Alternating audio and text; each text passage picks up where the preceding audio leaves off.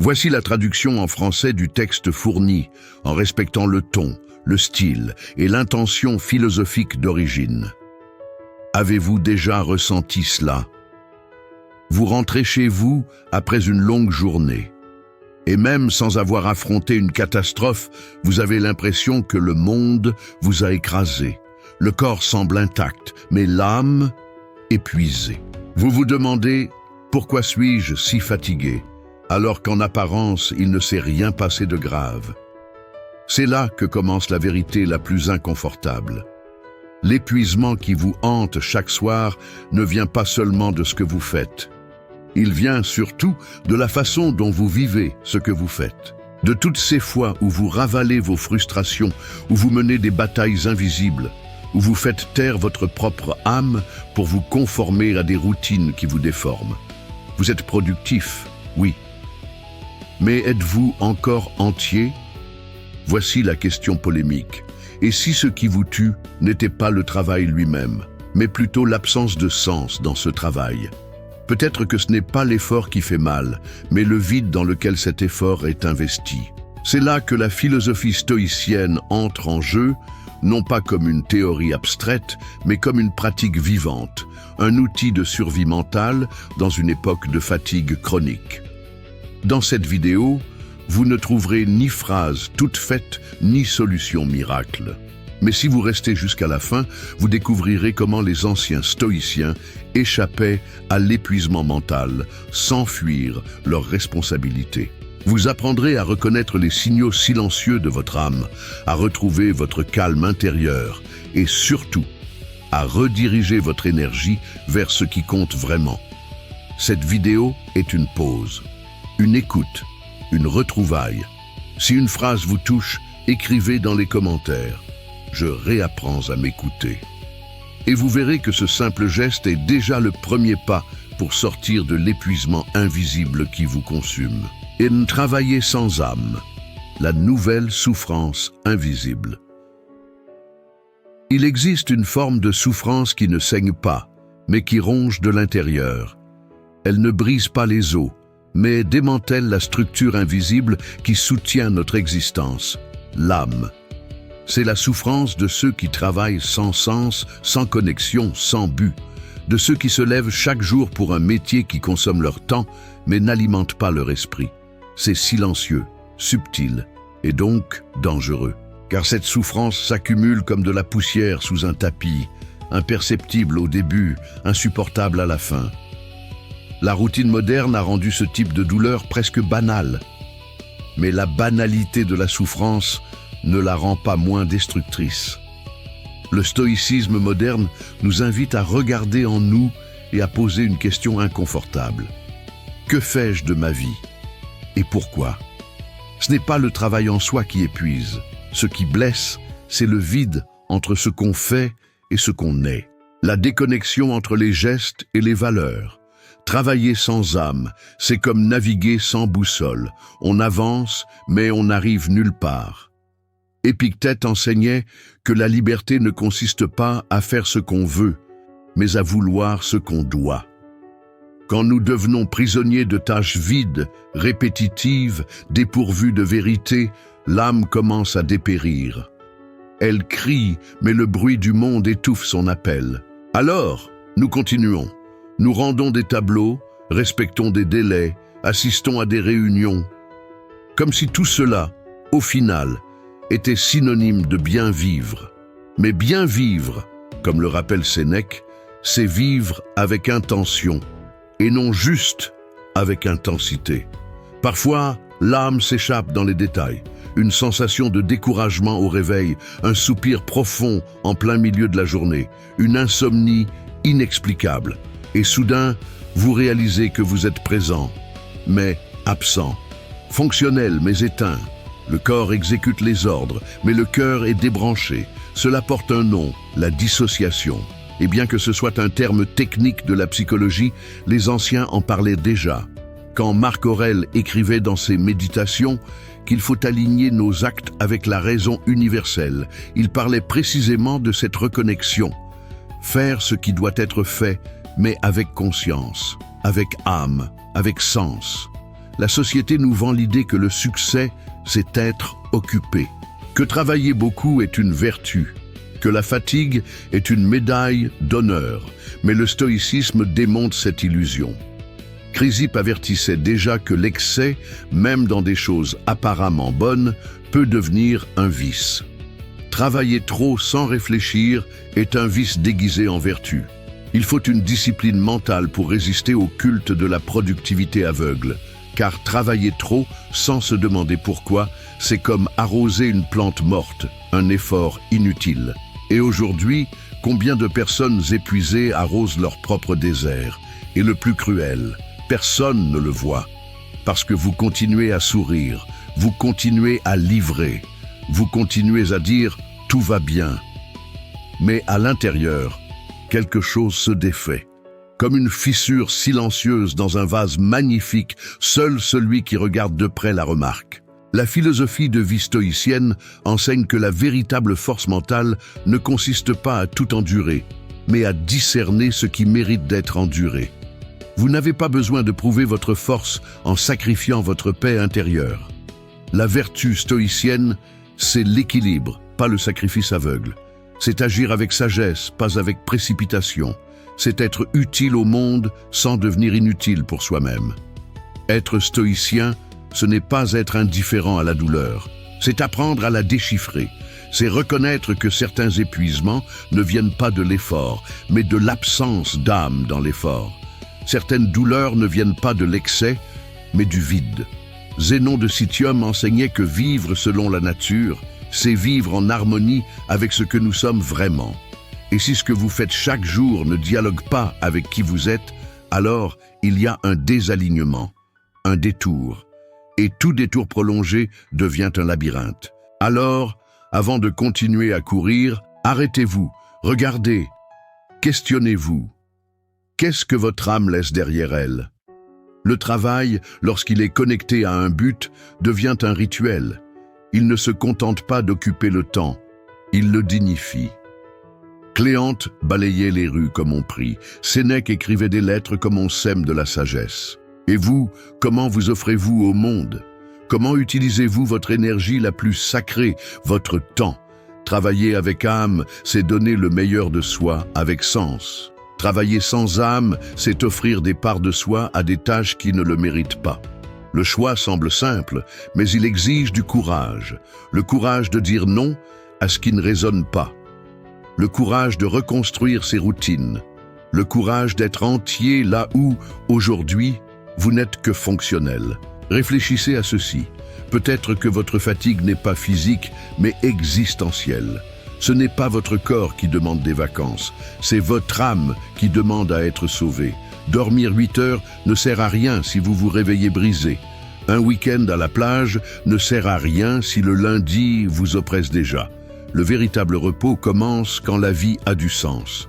Et le sens commence quand vous arrêtez de vendre votre paix pour des conventions. Rappelez-vous, tout travail n'est pas digne.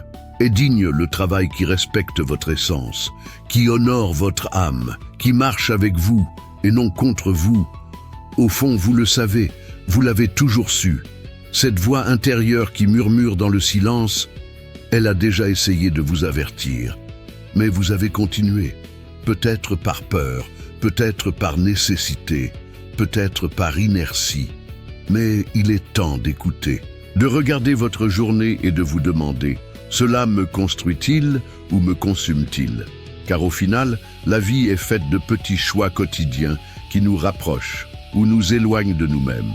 Et le premier pas pour changer, c'est reconnaître où vous avez commencé à vous perdre. L'énergie gaspillée dans les batailles inutiles du quotidien. Avez-vous déjà remarqué combien de votre énergie mentale est consommée par des choses insignifiantes?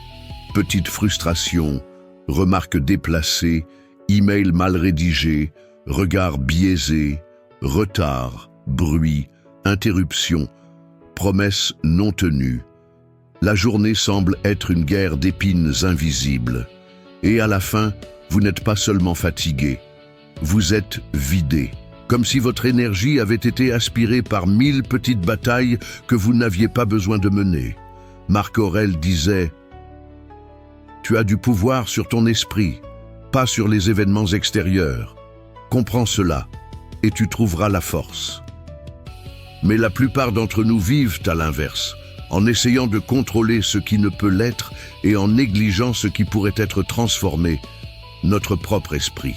La vérité, c'est que beaucoup de batailles que nous menons au quotidien sont fabriquées par nos propres attentes.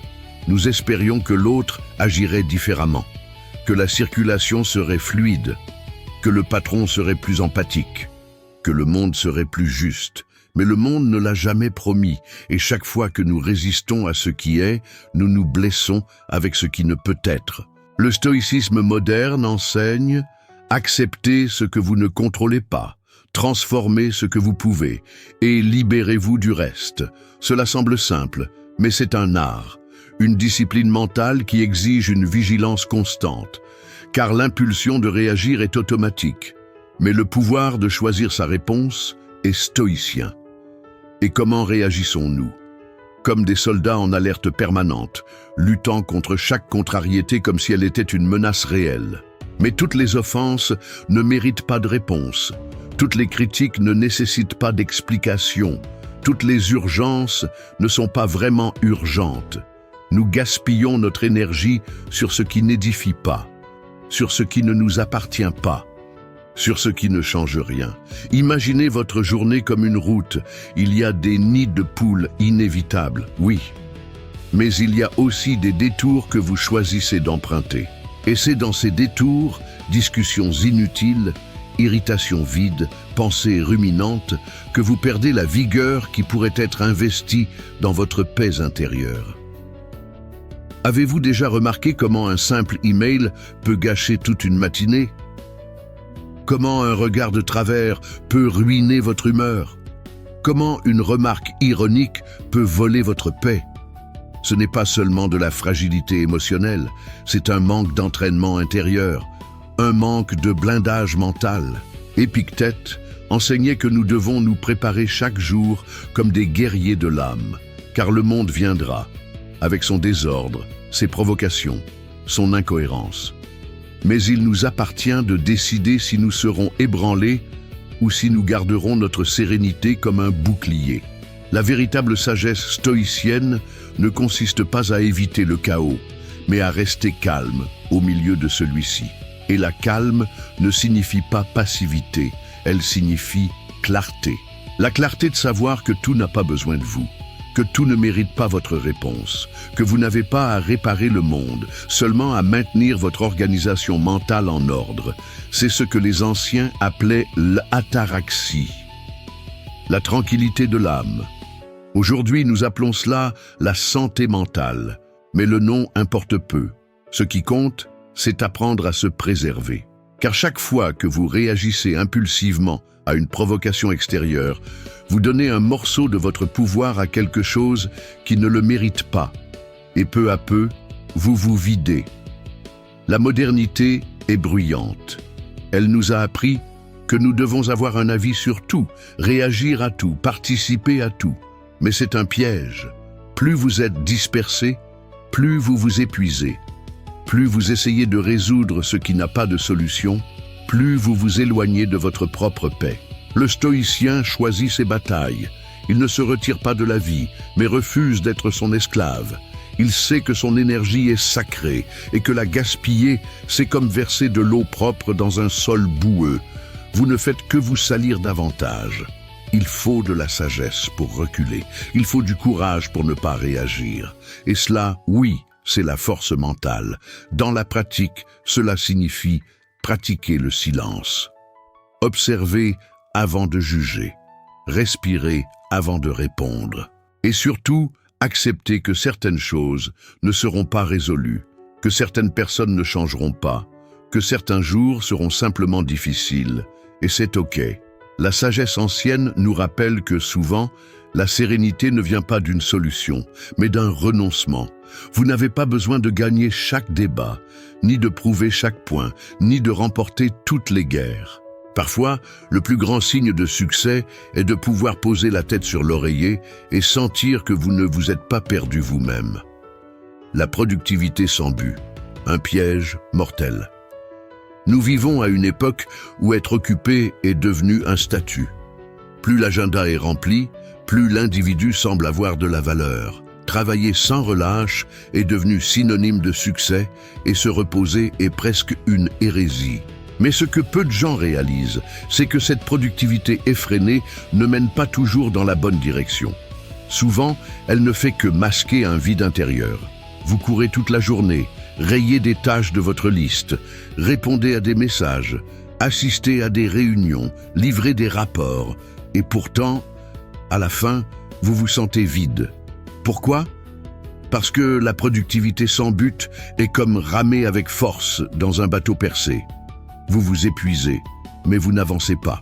Sénèque disait « Ce n'est pas que la vie soit courte, c'est que nous perdons beaucoup de temps. » Et rien ne vole plus de temps que de faire beaucoup, sans savoir pourquoi. Le stoïcisme moderne est un rappel pour cette hâte sans direction.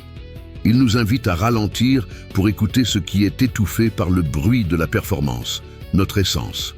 Il y a une grande différence entre être occupé et être utile, entre être productif et être intentionnel.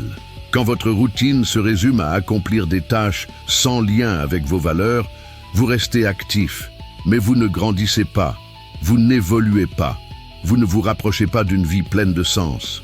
Être productif sans but, c'est comme décorer une pièce en flammes. L'environnement peut sembler beau, mais il s'effondre de l'intérieur. L'état d'esprit de croissance, si valorisé dans les discours d'auto-assistance, n'a de pouvoir réel que s'il est ancré dans un but, une philosophie de vie, un alignement avec votre âme. Marc Aurèle nous rappelle dans ses méditations que chaque action doit être conforme à la nature rationnelle et sociale de l'homme. En d'autres termes, une productivité véritable est celle qui se connecte à ce qui est naturel en vous, à ce qui sert le bien commun et à ce qui renforce votre paix intérieure, pas seulement votre CV. Et le piège devient encore plus cruel quand nous confondons efficacité avec valeur personnelle. Vous commencez à penser que vous valez ce que vous produisez, que votre existence doit être justifiée par des livrables, des objectifs, des performances. Mais vous n'êtes pas une machine. Vous êtes un être humain. Et votre valeur réside dans votre être, pas seulement dans votre faire. La philosophie stoïcienne offre un antidote puissant contre cette illusion. La discipline comme chemin de liberté et non de prison. La discipline mentale, ce n'est pas se forcer à produire sans arrêt, mais choisir avec sagesse où investir votre énergie. Car chaque choix est une affirmation de ce que vous jugez important. Et si tout semble important, c'est peut-être que vous n'avez pas encore pris le temps de réfléchir. La productivité sans but tue aussi la créativité. Vous devenez réactif, pas créatif. Vous éteignez des incendies, mais n'allumez pas d'idées. Vous exécutez des ordres, mais ne réfléchissez pas aux raisons. C'est comme vivre en pilote automatique émotionnel. Vous fonctionnez, mais sans âme. Et le plus dangereux, c'est que cela est socialement admiré. On vous félicite pour vos livraisons, vos efforts, votre dévouement. Mais personne ne voit que, à l'intérieur, vous vous éloignez de plus en plus de vous-même. La sagesse stoïcienne ne prône pas de faire moins, mais de faire mieux. Faire avec présence, faire avec vertu, faire avec sens. Quand vous vous abandonnez à une productivité aveugle, quelque chose en vous commence à se taire. Vos désirs véritables, vos intuitions, vos rêves, tout cela est relégué au second plan. Car l'attention est portée sur le maintenant maladif de la performance, pas sur le demain sain de l'accomplissement. Et cela a des conséquences profondes. Peu à peu, vous cessez de rêver. Vous acceptez ce qui vient, sans vous demander si c'est vraiment ce que vous voulez. Vous devenez efficace pour survivre, mais de moins en moins habile pour vivre. Et c'est là que l'épuisement émotionnel s'installe, quand l'âme réalise qu'elle est ignorée. La discipline stoïcienne, contrairement à ce que beaucoup pensent, n'est pas de la rigidité, c'est du discernement. C'est choisir avec conscience, savoir dire oui à ce qui compte et non à ce qui ne fait qu'occuper de l'espace. C'est organiser son esprit pour préserver ce qui est le plus précieux, votre calme intérieur. Car la productivité sans âme est l'un des chemins les plus rapides vers l'épuisement. Aucun bonus de fin d'année ne compense la perte de votre éclat intérieur. Aucune reconnaissance extérieure ne vaut la déconnexion avec votre essence. Quand vous travaillez avec un but, chaque tâche devient un acte de présence. Sinon, elle devient un poids à porter. Et si vous avez l'impression de courir sans jamais arriver, peut-être essayez-vous de combler avec des résultats un vide que seul le sens peut remplir. Pour les stoïciens, le succès ne se mesurait pas par les objectifs atteints, mais par les vertus cultivées. Être stoïcien, c'est vivre avec intention. C'est transformer chaque petite action quotidienne en un geste de sagesse. C'est comprendre que la grandeur ne réside pas dans la quantité de ce qu'on fait, mais dans la qualité de ce qu'on vit. Et que vivre bien ne demande pas beaucoup, cela demande de la vérité. Alors, la prochaine fois que vous vous surprenez à dire « je n'ai pas le temps », demandez-vous « du temps pourquoi ?» Peut-être êtes-vous devenu si productif que vous avez oublié ce que vous vouliez vraiment construire. Et peut-être, juste peut-être, que ce que vous appelez fatigue n'est qu'un appel silencieux de votre âme à la reconnexion. Car rien n'épuise plus que de vivre une vie qui ne dialogue pas avec votre cœur. Choisissez où placer votre âme, pas seulement votre force. Il y a une différence profonde et presque invisible entre travailler avec force et travailler avec âme.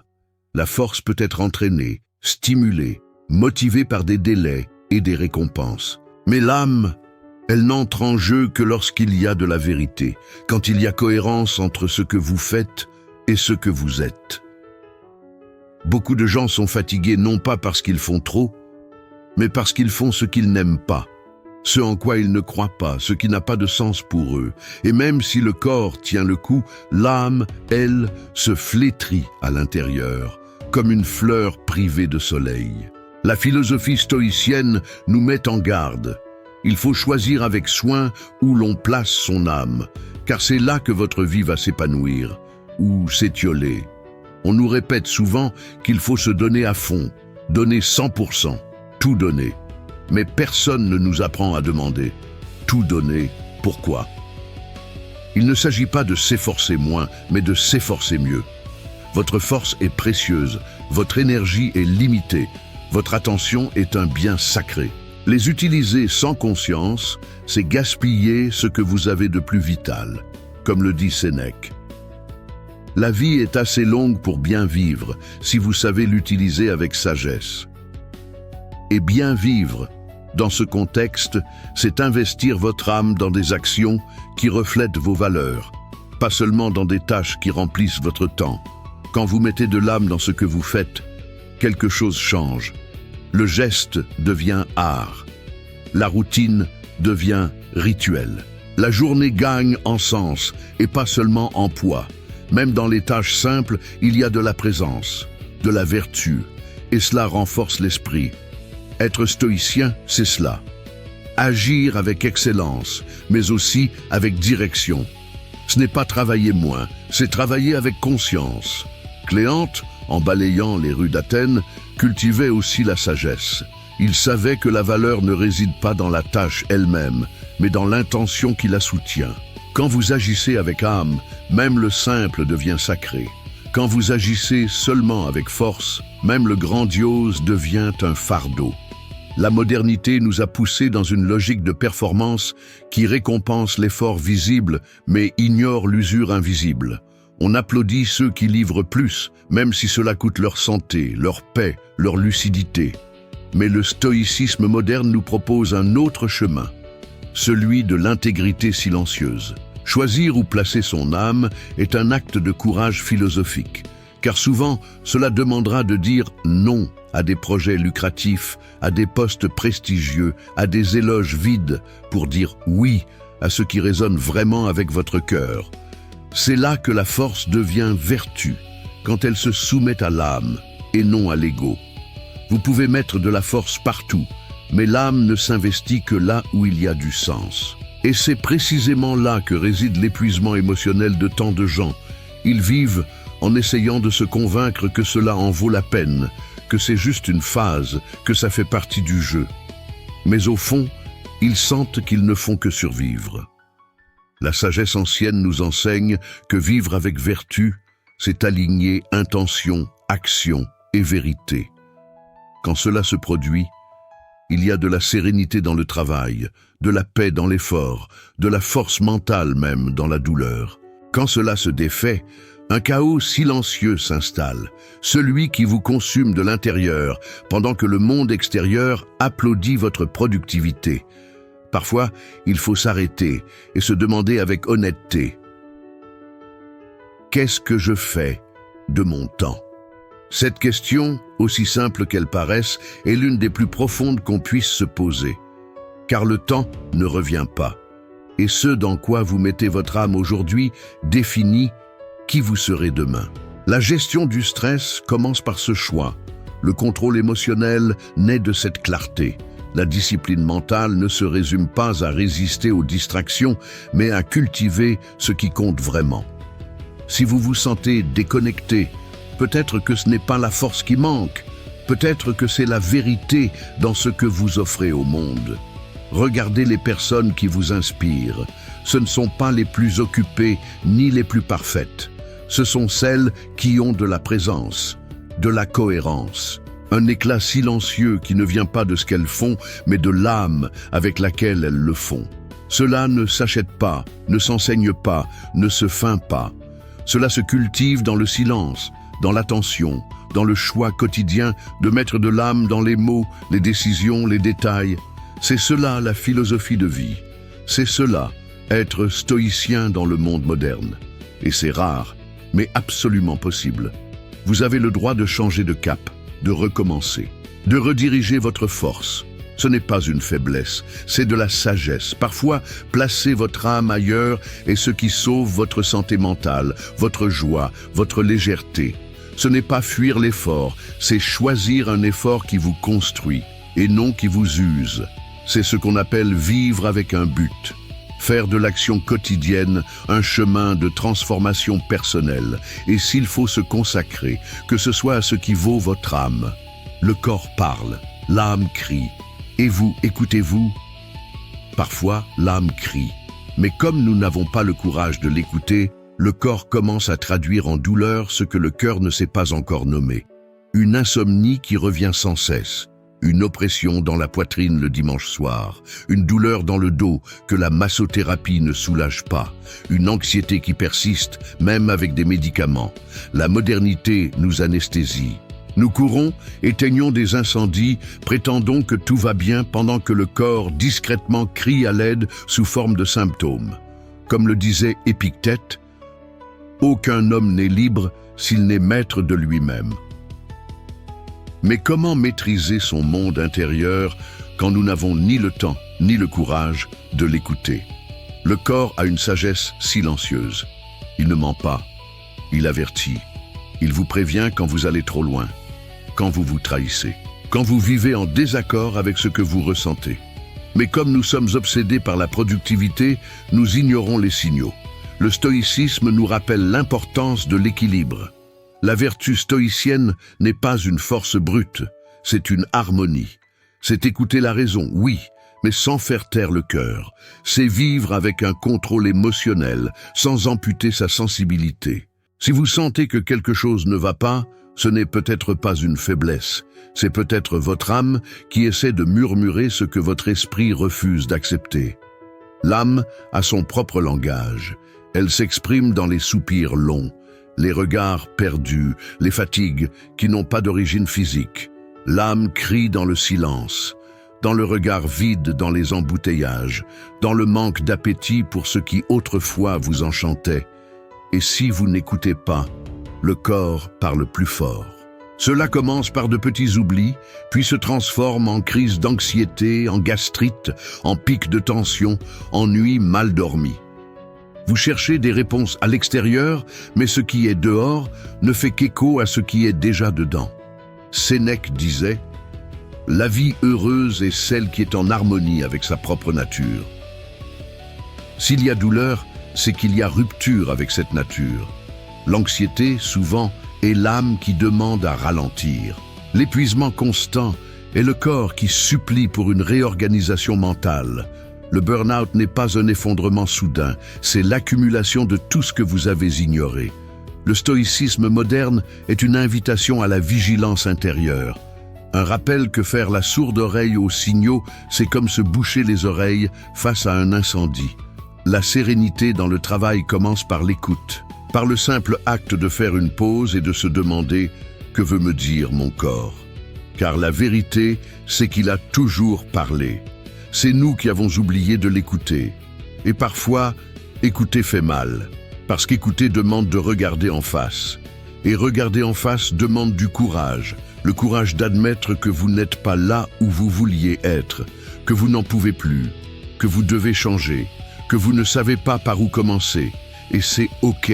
Ce n'est pas de la faiblesse, c'est de la force.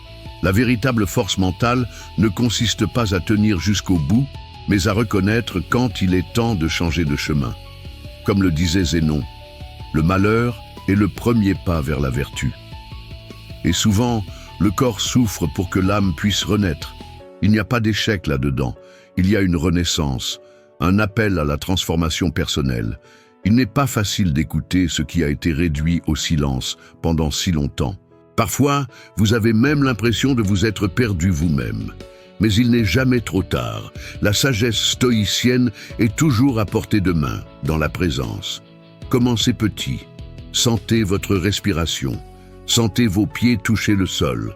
Sentez où se loge la tension dans votre corps en ce moment. Que veut-elle vous montrer? Le corps est votre premier temple, et tout temple a besoin de silence, d'écoute, de révérence. Si vous ne prenez pas soin de votre corps comme d'un lieu sacré, tôt ou tard, il vous fera payer cet abandon. Avec des intérêts, avec du poids, avec des douleurs que les examens médicaux n'expliquent pas. La discipline mentale que les stoïciens défendaient n'était pas une répression des sentiments, c'était les écouter avec lucidité. Donner forme et direction au chaos intérieur. Ne pas se noyer dans ses propres pensées. Quand Marc Aurèle écrivait pour lui-même, il ne feignait pas la force. Il nommait ce qu'il ressentait. Il organisait ses émotions par les mots. C'est une pratique que nous devons retrouver. Le journaling, la méditation, le silence intentionnel, tout cela sont des moyens de nettoyer les bruits et de laisser l'âme parler sans crier. Car l'âme ne crie que lorsqu'elle est trop ignorée. Et si vous écoutez avec sincérité, vous découvrirez peut-être que votre fatigue ne vient pas de trop faire, mais de trop peu ressentir. De vivre dans l'automatisme, d'avoir perdu le plaisir d'exister. Mais cette écoute n'est pas une fin, c'est un début. Le début d'une réconciliation avec votre propre essence. Le début d'un nouveau mode de vie, plus aligné, plus léger, plus vôtre. Car le corps ne tombe malade que lorsque l'âme se lasse d'attendre votre retour. Et le chemin du retour est fait de petites écoutes quotidiennes, de pauses, de respiration consciente, de choix plus présents et moins précipités. La fatigue n'est pas une faiblesse, c'est un changement de cap. Tout épuisement n'est pas un signe d'usure physique. Parfois, c'est un cri silencieux de l'âme qui dit « Je ne peux plus vivre ainsi ». Mais dans une culture de la hâte et de la performance, nous avons appris à interpréter cette fatigue comme un signe de faiblesse, comme si s'arrêter était un échec, comme si se sentir épuisé était une preuve d'incompétence. Et pourtant, nous continuons vidés, mais en feignant la force. Fonctionnel, mais sans vitalité. Le stoïcisme moderne nous propose un changement de perspective. Et si la fatigue n'était pas une faiblesse, mais un simple changement de direction? Un rappel du corps et de l'esprit que nous courons vite, mais pas sur le bon chemin? Marc Aurèle nous enseigne que l'âme prend la couleur des pensées qu'elle nourrit. Et quand ces pensées sont désalignées de la vérité intérieure, la fatigue s'installe comme un visiteur obstiné. L'épuisement ne vient pas seulement du nombre de tâches, il naît de l'écart entre ce que nous faisons et ce en quoi nous croyons. Quand vous mettez de la force dans quelque chose auquel vous ne croyez pas, le poids double. Quand vous vous forcez à suivre un chemin qui ne vous ressemble plus, même le plus simple devient insupportable. Ce n'est pas de la faiblesse, C'est un appel à un réalignement, une invitation à une transformation personnelle. Combien de fois avez-vous senti que vous faisiez tout correctement, et pourtant quelque chose semblait faux? Vous vous levez, vous honorez vos engagements, vous livrez des résultats, mais il y a un vide là-dedans, une brume dans l'air, un poids sur les épaules qui ne s'explique pas. Cela arrive quand l'esprit est occupé, mais le cœur absent, quand vous êtes présent dans l'action, mais absent de vous-même. Le stoïcisme ne nous appelle pas à un héroïsme aveugle, il nous invite à la cohérence, à l'écoute intérieure, au discernement, à la courage de s'arrêter et de se demander « Cela a-t-il encore du sens pour moi ?» Et souvent, la réponse est dure, car reconnaître que nous sommes sur le mauvais chemin demande plus de force que de continuer à prétendre que tout va bien. C'est pourquoi le premier pas du sage est de faire une pause, observer, réévaluer. Comme le disait Épictète, « Si tu veux être bon, commence par croire que tu es ignorant. » Il y a de l'humilité à reconnaître que quelque chose doit changer. Il y a de la sagesse à admettre que la fatigue est un symptôme, pas un défaut. C'est un message de l'âme qui demande un réajustement. Quand vous écoutez, vous commencez à vous reconnecter. Quand vous ignorez, vous vous désintégrez peu à peu. Certaines fatigues ne se guérissent pas avec du repos, elles se guérissent avec du sens, avec un réajustement, avec de la présence, avec des choix plus alignés sur votre rythme intérieur, avec une organisation mentale, avec un détachement de ce qui ne vous nourrit plus. La philosophie stoïcienne enseigne que la vertu se manifeste dans une action juste, une intention claire, un bien vivre. Bien vivre, ce n'est pas vivre beaucoup, c'est vivre avec sens. Et le sens ne se trouve que lorsque la direction est ajustée, quand vous comprenez où vous allez et pourquoi vous y allez. Ce n'est pas une faiblesse de changer de cap. La faiblesse, c'est s'obstiner dans un chemin qui vous détruit. La véritable force est celle qui a le courage de dire « ce n'est plus pour moi ». Qui sait lâcher ce qui a été pour faire place à ce qui peut être. Être stoïcien, ce n'est pas tout supporter. C'est supporter ce qui en vaut la peine. C'est placer votre énergie là où elle produit de la paix intérieure, pas seulement des résultats extérieurs. Vous n'êtes pas fait pour vous traîner tous les jours. Vous êtes fait pour marcher avec assurance, pour vous lever avec clarté, pour agir avec sérénité. Le stoïcien ne romantise pas la douleur, il l'interprète. Il comprend que la fatigue peut être un maître, que l'épuisement peut être une boussole, que l'épuisement total peut être un tournant. Chrysippe disait que la raison est comme le gouvernail d'un navire, elle guide le cours de l'âme. Et quand vous sentez que vous vous éloignez trop de vous-même, il est peut-être temps de tourner le gouvernail, d'ajuster la route, de retrouver l'équilibre entre faire et être, entre discipline et écoute, entre force et sagesse. Pensez à toutes ces fois où vous avez continué à avancer par peur de faire demi-tour, par peur de ce que les autres penseraient, par peur de perdre. Mais parfois, revenir en arrière est le seul moyen d'avancer en paix. Parfois, se réorienter n'est pas une régression, c'est une renaissance. La discipline mentale stoïcienne nous enseigne que la véritable maîtrise commence à l'intérieur, dans le silence, dans la reconnaissance que la fatigue est un signal légitime, pas une erreur à corriger. Vous n'avez pas besoin de tout supporter, vous avez juste besoin d'écouter. Vous-même, votre corps, votre âme, et avec cette écoute, retrouvez le fil de la sérénité au milieu du chaos. La paix intérieure au milieu de la tempête, le centre au milieu de la vitesse. Car c'est précisément là, lorsque vous réajustez votre vie à ce que vous êtes, que la fatigue commence à s'estomper. Le repos comme résistance philosophique. Se reposer, aujourd'hui, est presque un acte de rébellion. Dans un monde qui idolâtre la hâte, la pause devient subversive. Dans un système où la valeur d'une personne est mesurée par son utilité, s'arrêter semble un crime. Mais le stoïcisme nous offre une autre perspective, celle où le repos, loin d'être un luxe, est une vertu, un pilier de la discipline mentale. Un geste de sagesse ancienne qui comprend qu'aucun être humain ne peut maintenir l'excellence sans repos. Zénon de Citium n'enseignait pas à courir sans cesse, il enseignait à marcher avec un but. Et il n'y a pas de but sans pause, pas de sérénité dans le travail sans moment de silence intérieur. Mais le repos dont nous parlons ici n'est pas simplement ne rien faire, c'est le repos véritable, celui qui restaure l'âme, qui organise les pensées, qui redonne de la clarté, qui fait taire le bruit du monde et vous permet de vous écouter vous-même. Combien de fois avez-vous pris un jour de congé et êtes revenu encore plus fatigué? Car ce n'est pas l'absence d'activité qui définit le repos, c'est la qualité de la présence. C'est le choix conscient de se déconnecter de ce qui épuise et de se reconnecter à ce qui nourrit. C'est cela, la résistance philosophique. C'est cela, vivre avec une sagesse stoïcienne.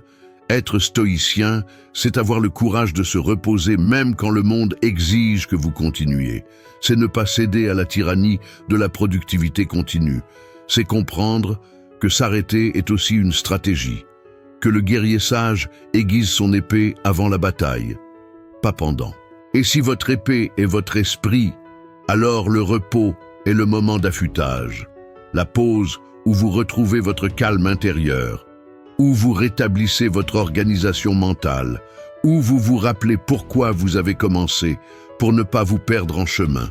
Comme le disait Sénèque, ce qui compte, ce n'est pas la durée de la vie, mais sa qualité. La vie moderne a détourné le repos et l'a transformé en consommation. Les vacances deviennent des photos, le loisir devient une performance, se déconnecter devient une culpabilité. Mais le repos philosophique n'a pas besoin de Wi-Fi, ni de destination paradisiaque. Il se produit dans le silence, dans le souffle, entre deux pensées, dans un café bu avec présence, dans une lecture sans hâte, dans la contemplation de la lumière entrant par la fenêtre. C'est dans ces petits espaces que l'âme se repose, que l'anxiété se dissout, que la force mentale se reconstruit. Et quand vous comprenez cela, vous réalisez que le repos n'est pas une récompense, c'est une nécessité. C'est comme arroser une plante, comme nettoyer un instrument avant de l'utiliser. Se reposer, c'est prendre soin de la machine qui porte vos rêves. Et cela demande du courage, car parfois le plus grand défi n'est pas de continuer, c'est de s'arrêter. S'arrêter et se permettre, s'arrêter et accepter, s'arrêter et se réorganiser. Le repos n'est pas une fuite, c'est un retour à soi, après s'être perdu dans 1000 urgences qui, au fond, n'ont jamais été les vôtres. Les stoïciens comprenaient que l'esprit a besoin d'intervalles, que l'âme a besoin de respirer. Marc Aurèle, bien qu'empereur, trouvait du temps pour écrire, pour réfléchir, pour faire taire le monde et s'écouter, car il savait, sans repos, la vertu s'use, la clarté se dissout, la discipline devient rigidité, la sérénité devient illusion. C'est pourquoi le repos n'est pas seulement un droit, c'est un devoir envers votre propre nature, un moyen d'honorer votre existence.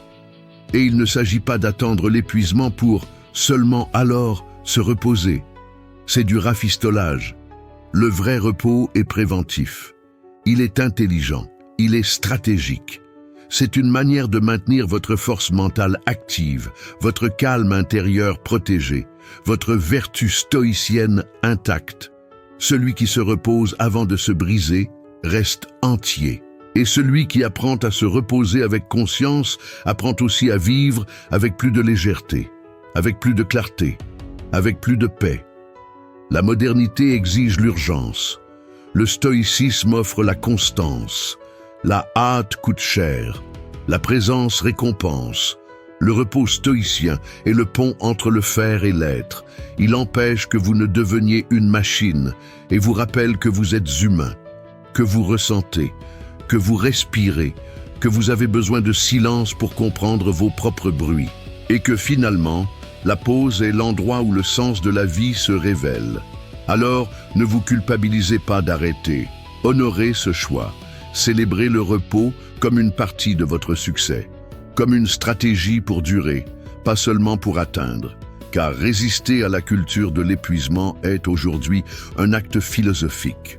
Et en le faisant, vous inspirez les autres à faire de même. Vous créez de l'espace dans le monde pour un nouveau type de force, celle qui vient de la sérénité, pas de la vitesse. Un appel à une nouvelle façon de vivre.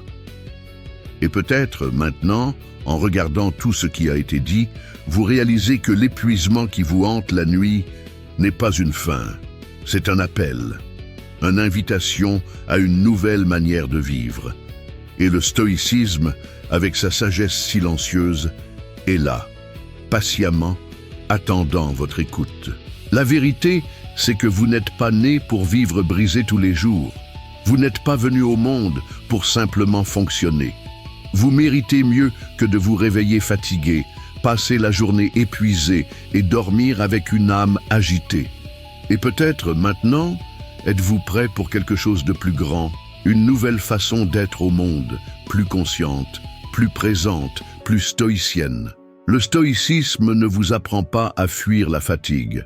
Il vous apprend à comprendre ce qui se cache derrière. Il vous montre que le vrai succès ne réside pas d'en faire plus, mais d'en vivre avec plus de clarté, d'en savoir où placer votre âme et pas seulement votre force, d'en reconnaître que se reposer est aussi un acte de courage, et que dire non au monde extérieur est souvent le oui que votre âme attendait depuis des années.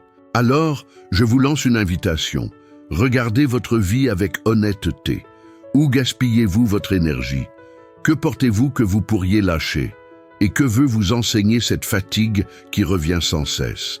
Écrivez dans les commentaires « Je suis prêt à changer de direction ». C'est déjà un manifeste, un rappel que vous êtes attentif, présent, éveillé. Et si cette vidéo vous a touché d'une manière ou d'une autre, si vous avez senti qu'elle a traduit ce que vous n'avez jamais réussi à mettre en mots, alors abonnez-vous à la chaîne et activez la cloche.